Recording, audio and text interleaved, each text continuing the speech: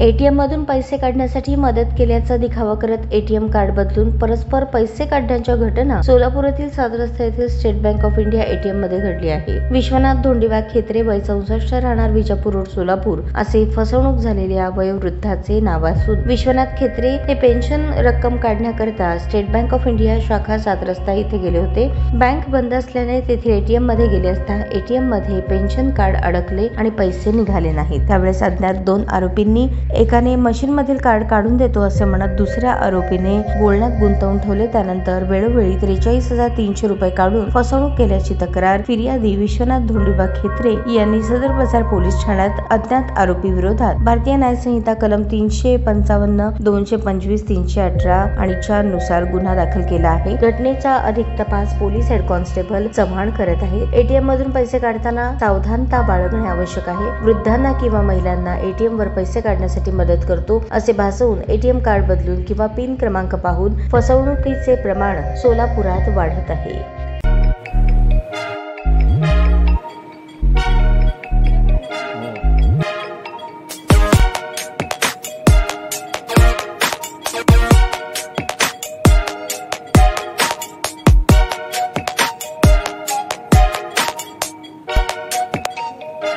सोलापूर शहरातील सुप्रसिद्ध हॉस्पिटल म्हणजे सेंट्रल मल्टी स्पेशालिटी हॉस्पिटल मागील अनेक वर्षापासून सेवा बजावत आहे। 24 तास इमर्जन्सी सर्व्हिस, मॉडर्न टेक्नॉलॉजी, अनुभवी डॉक्टर्स तसेच अत्याधुनिक तंत्रज्ञान सुविधांनी सुसज्ज स्त्रीरोग प्रसूती विभाग, ऑर्थोपेडिक विभाग, मेडिकल विभाग आणि इतर एकमेव नाव म्हणजे सेंट्रल मल्टी स्पेशालिटी हॉस्पिटल। पत्ता गणेशपेठ शॉपिंग सेंटर, मंगळवार बाजार, सोलापूर।